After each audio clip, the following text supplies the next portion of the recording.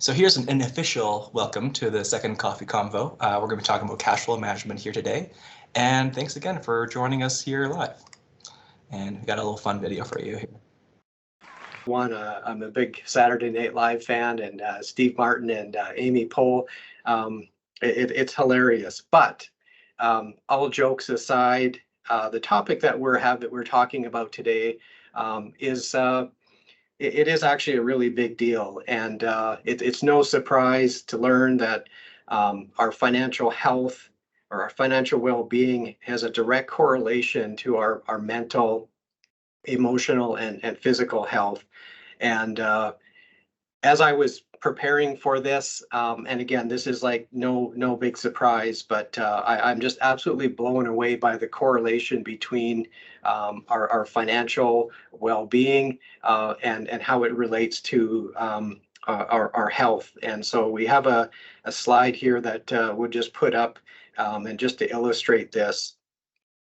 And essentially, when you've got high money stress, a lot of these conditions are severely exaggerated versus low money stress.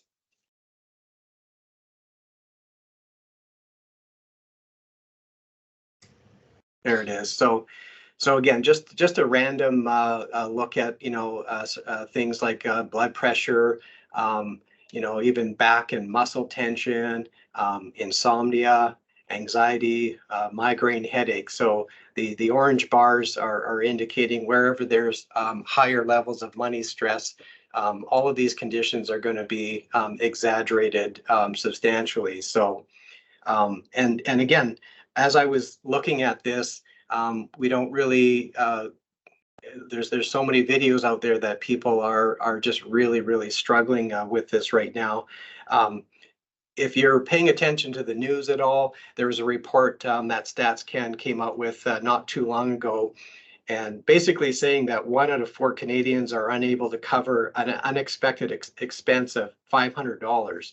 So, and in the US, there's a similar report published that they're saying that 44% or almost half of Americans could not afford a $1,000 emergency expense.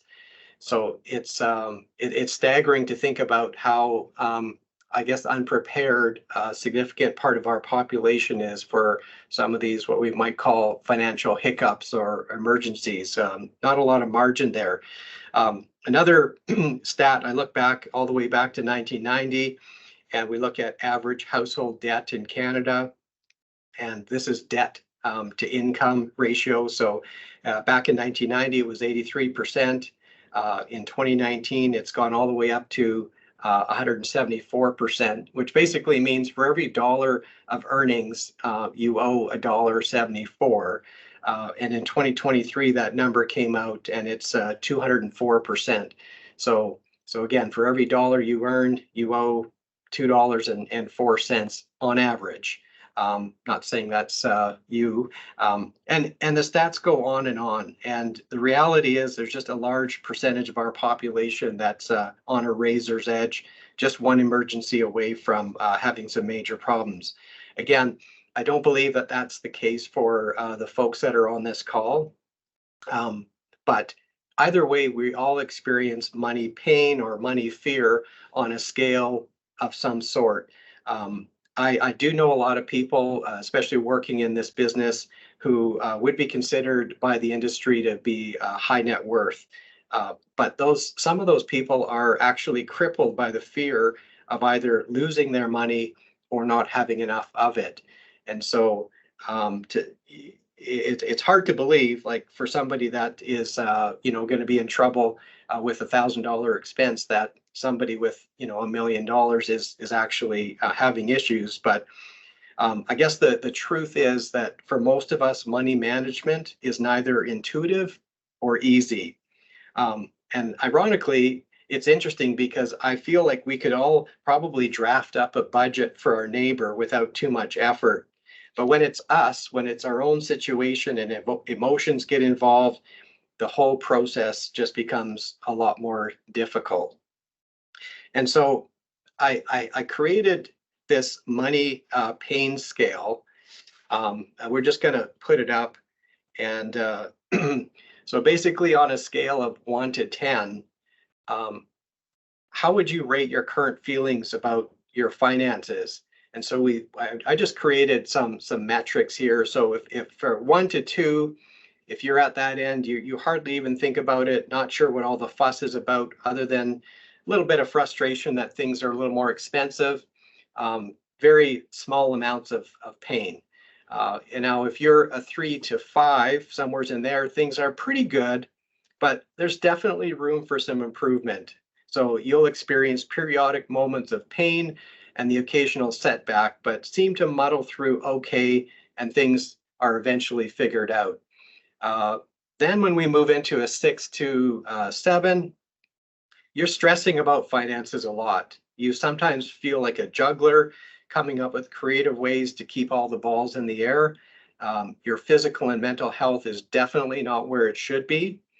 Um, Conversations with about money with your spouse or partner are very touchy and often don't go very well. And then the last category, 8 to 10, this is where we're getting into some real severe problems. You are literally and completely overwhelmed and stressed beyond limits.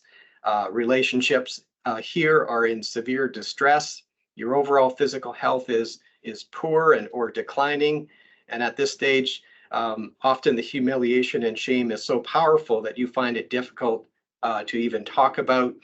And you might even find that there are some folks that they've thrown in the towel and they'll actually increase their spending. The very thing that they shouldn't do is what's happening here. So again, when you look at a scale like this on a 1 to 10, I just want you to sit back and think about, where is it that you land? Because unless you're dead, um, you're not going to be at a 0, and hopefully nobody's at 10. But we can all imagine ourselves on this scale right now. And I'll just, for the record, I would just say that, in my career, and in the last 30 years, I think I've been basically across this entire scale. I've definitely been, in the red zone. Fortunately, that wasn't, for a long period of time, but I definitely have experience there. And so I feel like I've definitely covered the whole spectrum here. So I just want you to think about, if you are putting yourself at a 7 right now, what has to happen for you to get down to a 4 or a 5? If you're a 10, going to a 7 or 8 would be a massive improvement. And so that's what we want to focus on today, is that understand that this is a long process, but we want to have some goals and some targets, and basically work towards improving our numbers wherever we might be. Um, if anybody is having trouble seeing this, I'm hopefully you're seeing what I'm looking at. Um, we will make sure that you get a copy of this sent to your email. So I do apologize if there's been some technical issues there. So where do we start? Where is our first step? So I'm going to use um, a B word here right now. So if you're a little bit sensitive, you might want to cover up your ears. That's right. I'm talking about a budget or a cash flow plan or whatever name you want to give it. So I know that's kind of a difficult thing to hear, but honestly, having a budget or having a cash flow plan is still honestly one of the most powerful tools in your arsenal. And this is, I understand this is not breaking news. This is, maybe you were hoping to hear something a little bit more profound than that, but really the whole point of the budget is to take the mystery out of where your money is going. So until we actually shine a light on this and see where the money is going, it's going to be really tough to make any kind of meaningful progress. So, and I sort of think of your first draft of your budget. I know this is going to sound weird, but you know how people go on these workout kicks, or they go on a health kick, and at the very beginning you snap a picture of yourself half naked in front of the mirror, and that's your before picture. And think about your first budget as that before picture. So by no means this is not about perfection. In fact, it could be a little bit ugly, a little bit scary, but until we acknowledge our reality, we're not going to be able to make any meaningful progress. And so um, I find that it probably takes about 4, 5, 6 months of iterations to get this budget fully dialed in, because it's impossible to be able to predict everything that happens throughout the year. And so it's just look at it as a constant work in progress. Um, just and again, another thing that goes without saying, like if you have a spouse, a partner, that's part of this, having their participation is critical. So if you're the one in the household that looks after the finances, you kind of have that administrative function, and that's great. But you need to have your spouse or your partner at the table, and you guys need to be having these discussions together. And just being on the same page has a power that you're absolutely going to need. If it's just you rowing the boat, it's going to be really, really difficult. So we're going to get into some budgeting tools and stuff. Blake's going to cover that in a little bit here. So we've got some stuff that we're excited to share with you. But first, I'm going to pass it over to Kirsten, and she's going to just share some just kind of some random tips and tricks that she's come across and has dabbled in. So Kirsten, why don't you take it from here? Okay, perfect. So, hello everybody. My name is Kirsten. Obviously, I've probably met most of you, if not in person. We've probably done a great deal of corresponding either over the phone or email. I've been with Jeff here at Planet for just over 8 years now, so I've seen a lot of our personal client situations. I come with a little bit of a background in banking before I was here, and so I've always had an interest in personal finance and finding these little tips and tricks and little hacks and things that make this all a little bit easier. These are obviously a little bit personal for me, but you may find some of them resonate with you, or they may be things that you already do in a little bit of a different way. But feel free to take them, use them, add on to them, improve them. Let us know if you've improved them. We're always willing to hear about our clients' great ideas. So yeah, we'll get right into it. The first one, for me, this one's super personal because I used to have a little bit of a not necessarily a problem, but I used to let myself shop online a little bit more than I should have, especially with how easy it all got after COVID. Made it a lot easier to be able to just shop online versus having to put on a mask and sanitize everything at the store. So one thing that I tried to do for myself was just waiting and making sure that I wasn't impulse buying online. So for myself, what I like to do for that is if I've put something in my cart and I'm considering buying it, I will wait 24 to 48 hours before actually completing the checkout process. In some cases, I'm really glad that I waited because I end up realizing that I didn't want it or need it in the first place. Sometimes I end up buying things anyways and return them because I didn't need them. But I find that this is a really great way to avoid that remorse and the impulse buys, because it really forces you to pause and wait versus that instant gratification. Yeah, so if you decide you really need the items and you can't live without it and you keep thinking about it after that waiting period, then go ahead and do that. But then at least you know it wasn't a complete impulse buy. So the second tip, this one was actually shared to us by one of our clients recently, and it's something that I'm going to try putting into practice in my own life. If you are going to make a larger purchase, you should challenge yourself to also save. So the client that shared us with this said that if he knows that there's something on the horizon that he's going to be putting money into, he tries to make sure that he's putting an equal amount into a savings account as well. Obviously, this is a little bit more advantageous on bigger purchases, but you can use it for smaller items as well. And sometimes by the time you put that money away in savings and you've thought about it enough, you decide that you don't even need or want that thing anymore, as long as it's not a necessity. And the bonus there is now you end up having twice as much saved, where you can direct to somewhere else, like a TFSA or an RSP. We'll move on to the next one.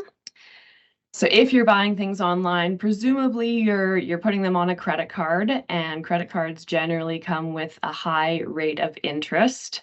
I try to avoid credit card interest as much as possible.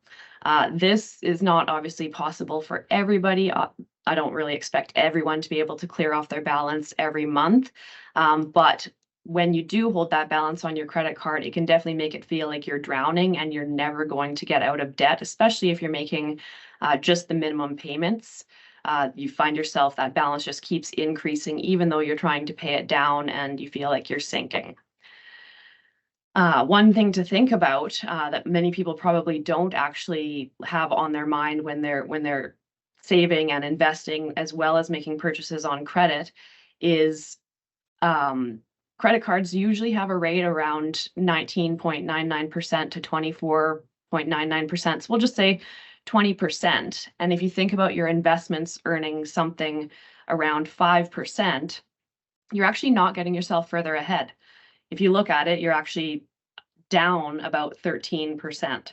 So while we don't want you to stop investing and putting savings away, it might be useful to you to actually pause your savings or reduce that amount and put more money towards paying off your debt, because that will help you obviously get rid of that debt faster and then clear up that cash flow to be able to put it into savings later.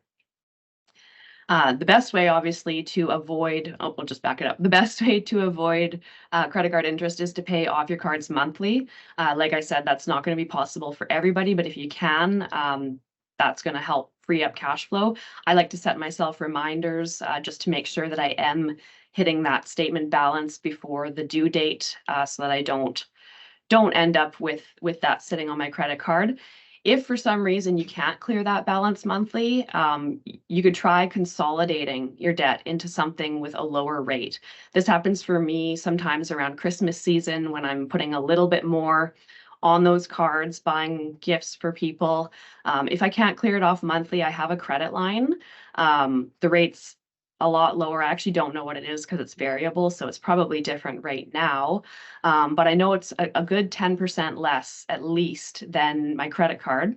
And so if I can't get that balance cleared off at the end of the month, I will pay it off with the credit line and then make a plan to pay that credit line balance down versus letting it sit on my credit card. So going into credit cards, this one, I just want to give a little bit of a caution and a grain of salt. It's not for everybody. I like to pay for everything on a credit card if I can, and I have a really great rewards card. So with that, you're actually getting rewarded and earning points or travel dollars towards something that you're going to spend money on anyways. For myself, that's my any bill that I can pay with a credit card, I have that set up on auto pay. Travel or anything like that. Like I said, it's not ideal for those who are carrying a large balance, because if you look at the actual reward that you're earning, the interest rate ends up outweighing that. So you would have been better off to not put it on a card anyways. But with the rewards that come with that, for myself, the card that I really like is the WestJet card from RBC. So I'm earning WestJet dollars to travel. It saves on your checked bag fees. It includes travel insurance. So then you don't have to pay those things when the time for the trip comes and you have extra money to do other things or put into savings if you didn't want to spend a little bit extra on your trip. There are other rewards available. So if travel's not your thing, I know lots of banks offer cashback cards or points to shop in their little boutique or catalog for merchandise. So yeah, like I said, don't take that one extra seriously if you do keep a large balance on your credit card, because you don't want to get stuck with that interest accumulating and piling on top because you miss out on the benefit. So making your money work for you. This one is in regards to just putting money away in savings. So if you're putting money away in an RSP or a non-registered plan or a TFSA, this little graph shows the difference of leaving your savings at a current rate or actually indexing or increasing your savings every year. A lot of times we have clients who set up, that $200 a month that comes out of their account that goes into their RSP, and they never actually change that amount. And presumably, as you get older and more experienced in your career and your salary increases, you have more availability to save extra. And we can actually set this up for you administratively to happen automatically. So it's something that you don't even think about. So in this example, the person on the red line started saving $200 a month and never changed that over the course of 25 years. Whereas the person in the orange line started saving $200 a month and decided to increase that automatically by 5% each year. So just to give you a little bit of a idea of what that actually looks like, the orange person, their first year, they're saving $210 a month. In that second year, it increases to $210 a month. And then in year 3, it increases to $220.50 a month. So it's really, really a small difference. And the difference at the end of 25 years is substantial. You have almost $100,000 extra dollars put away just by having something done by us automatically to increase that for you. It's obviously more advantageous to people who have a longer time horizon, but it still has a positive effect for anyone who's saving regularly in any of their accounts. Just going back to, as I kind of finish off my presentation here, Jeff had said being active in your budgeting and cash flow planning is important. It's one thing to actually set your budget, but it's another to review things after the fact and make adjustments where they're needed. So with that, I'm going to turn it over to Blake, and he is going to be talking about some solutions to help you do this. Thanks, Kirsten, so much. That was fantastic, both of your guys' parts. And what we want to, I guess, come out with this whole, coffee combo with is that we want to come out with, not only new ideas and ways to make our budgeting and cash flow work better for us, but we also want to have actual tools to be able to employ these different things. I find for myself, when I don't have the, a good old bird's eye view of my situation, it's really hard for me to actually make educated decisions about what I'm actually planning on doing in the future. So the goal here is to find a cash flow or budgeting system that actually works for you. I find a lot of times, even for myself, I've tried, one thing or another in the past, and I just decided, all right, that didn't work for me. Budgeting isn't for me. This isn't going to work. But that's just not how, it works a lot of times. You have to try different things. You have to be willing to experiment and learn with this a little bit. So we're going to kind of jump into that, and hopefully I can make that process a little bit easier for you in finding what works good for you. So a good budgeting tool should give you 3 things, in my opinion. So it should give you awareness of your overall financial situation. So again, it's looking down from a bird's eye view and seeing, oh, I'm actually spending $200 a month on Starbucks. Oh, I'm actually, not contributing to, my vacation that I want to do next year. And you need to actually be aware of what's happening. And this actually lets you be like, oh crap, this is what is happening right now.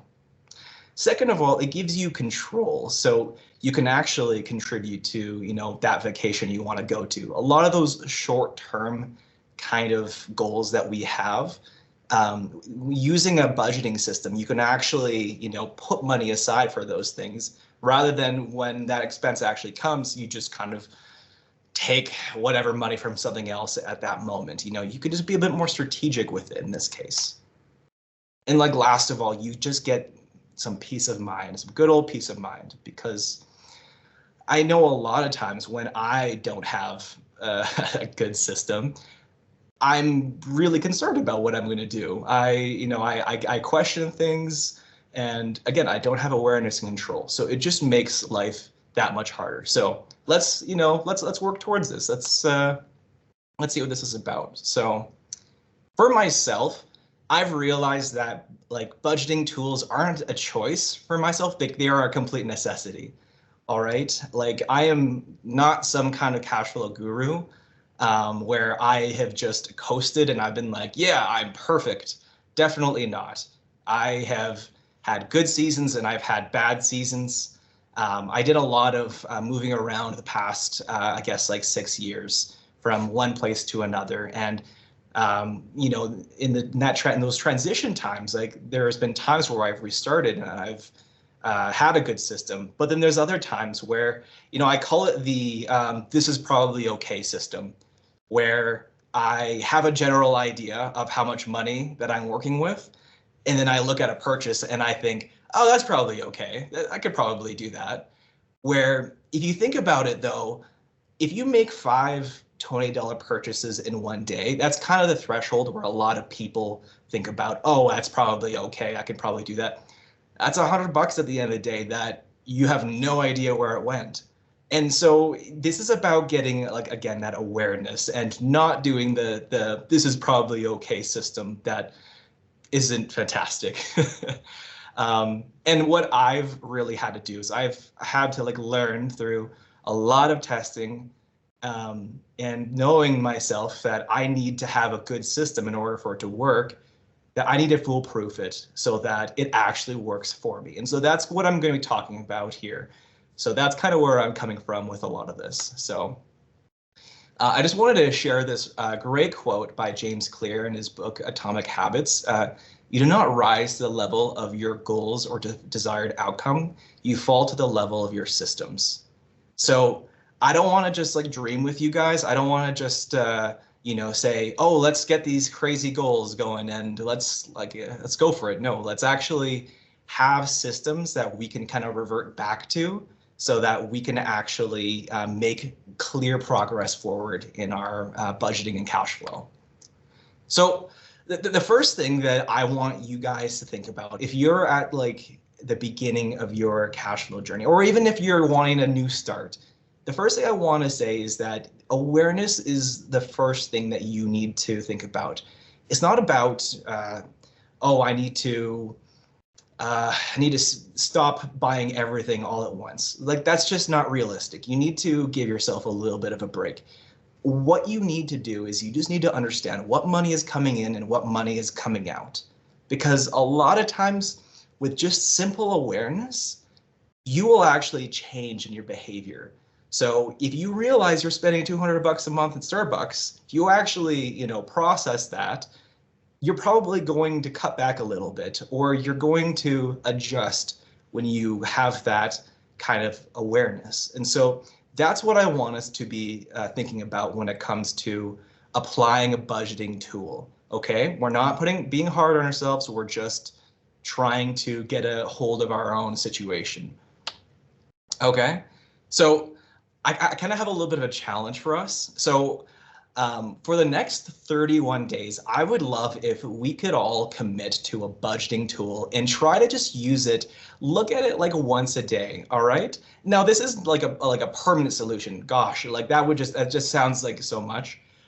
But at the same time, though, when you're first getting into it, you have to be a little bit more aggressive to start off, get more used to what your normal cash flow looks like.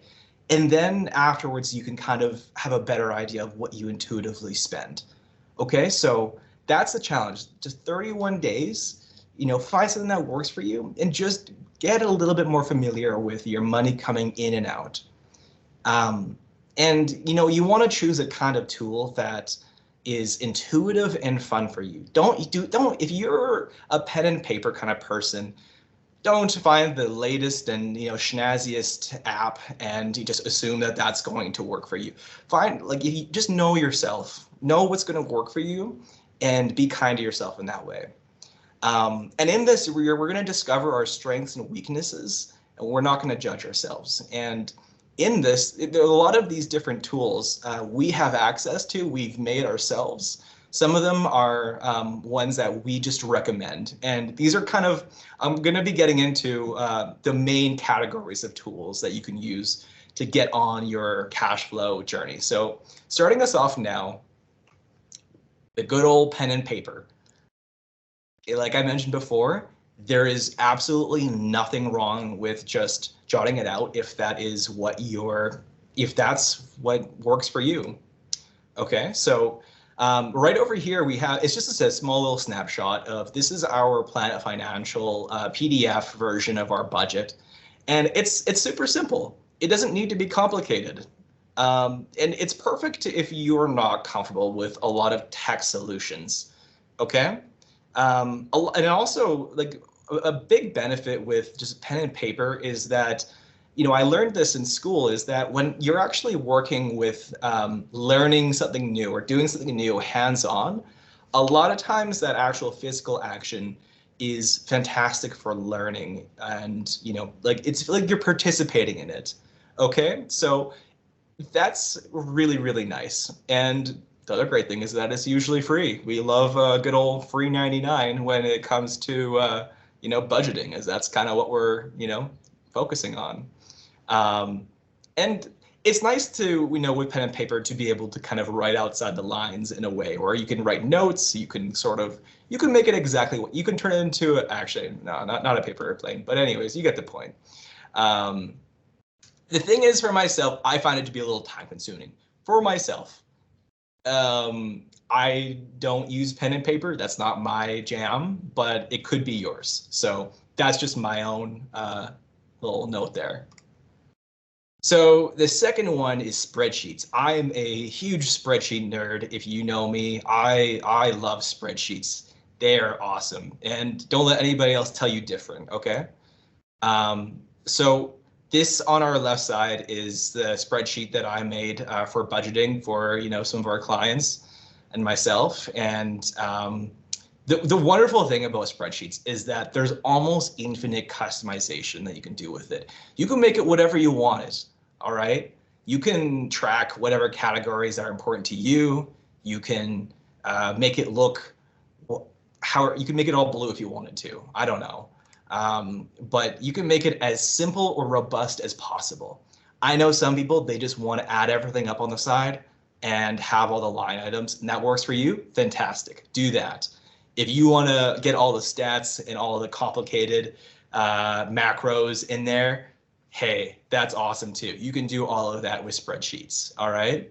And it's expandable in application. And what I mean by that is that when you're putting in all of your data, you're actually like, it's there. You can use it for other things. So you're like, how does my cash flow actually work in regards to this other thing? Okay, well, why don't I try that out? Again, the possibilities are endless. And you can just literally download something online if you want something to start off from in this carrot. And we're usually, again, free. So that's great. And if you want to get a hold of this, just let me know. In terms of cons, yeah, the data has to be imported manually, and that can be a little bit time consuming, similar to, the paper versions. And yes, there's a learning curve. I know that I'm very enthusiastic about this, but it's not for everybody. Okay. If you find yourself to be like on the more analytical kind of side, if you're about, I want to control every aspect of this, I want the flexibility of, my budget, I want it to be exactly how I want it to be, then this is for you. Okay. But again, that's not everybody. And I used this for a good amount of time, but I found myself shifting to the last kind of tool that I'm going to be talking about right now. So the last one is using a budgeting software. All right. Now that could be free solutions, that can be paid solutions. It could be an app on your phone, on software on your computer. If you've looked into it, there are so many different venues out there for you to be able to budget. Okay. I have really, I guess, like brought it down to a few different things that I just wanted to highlight to you that I think is, it's important to, well, I guess like they would be like my recommendations when it comes to budgeting software. So I don't know if you've, well, you probably have I use RBC, and, they have, budgeting apps. They have budgeting, I guess applications that are right on their online banking. And the wonderful thing about this is that it's completely free and you probably already have it. It really comes down just to tapping into what is already there. And yeah, it's already accessible to you. There's no need for you. The lovely thing is you don't need to put in your financial data into there. It's already through your bank. So you don't need to worry about inputting everything. You could just basically look up and be like, oh, I spent this much into gas this much month. That's fantastic. Well, maybe not, but hey. But it's already there. The convenience is really, really nice. So you are limited to that specific bank. So if you're buying and spending money from other locations, I think that's a little bit tricky. Like, frankly, there are secondary offerings that the bank is offering to you. So it's convenient, but there's limitations. And, is it too convenient? I find that I need to have some kind of work into when I'm budgeting to actually find myself invested into it. So yes, I get the notifications telling me how good or bad I've been from RBC, but a lot of times it's already there, and I need to put in a little bit more work into setting it up in order for me to feel invested. But that's, again, myself. So the last solution that I'm going to be talking with you guys about is Monarch. So I have been discovering Monarch the past little bit, and I have been loving it. It has been fantastic. You can kind of see a little bit of the dashboard behind the picture right here. And it is a paid solution. So I'll kind of get into what that kind of looks like in a second. But what it really does is that, I'll just kind of get into it via the pros and cons. It's really intuitive and easy to use. I would compare it to the Apple of, I guess, budgeting softwares. I got kind of set up with it, and then within about 5-10 minutes, all of my stuff was on there. You can practically connect to almost any institution on with it, and it automatically categorizes everything.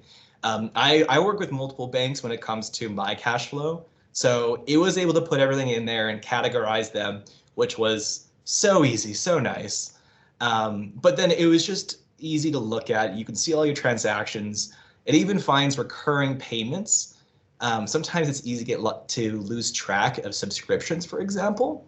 Not with this, is that it actually just shows, hey, each month you're putting this much into Amazon. You can kind of see all of that. So it's really, really easy to use. If you need something that is just okay, I don't want to learn some big complicated software, this is a really good one.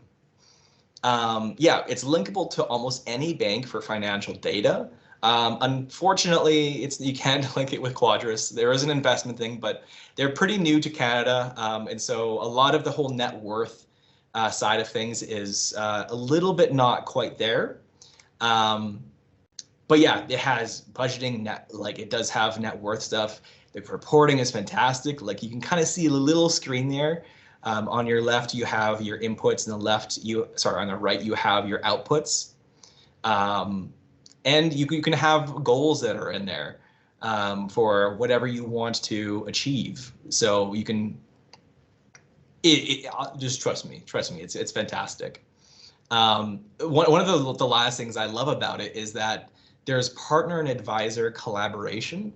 So if you wanted to set something up with yourself and wanted to invite myself or Jeff into the into, I guess, what you have, you can just easily do that, and then we could kind of take a look at it and help you out there.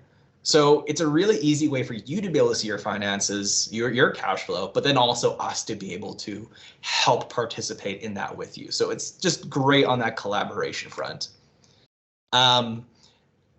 It does disconnect sometimes with some of my banks randomly. It's not too hard to kind of get it back together, but just that is something that I have noticed. And in terms of the cost, for the first year, it is $50. If you have this code Canada50, it's all over their website. You can see that. That it's usually like $100 a month. This year it's 50. So, and there's a 30-day free trial as well if you want to get on it. We're not sponsored, just so you know. We're not being paid to say any of this. I'm just a fan. So, yeah. After this, it is $100 a year. I said that. And does anybody have any questions at all? Why don't we actually quickly run over to the draw, since we're kind of running out of time. So let's get in on that. Kirsten, do you have some of the names? Oh, you're currently muted right now? Yeah, just getting my screen share set up. Nice.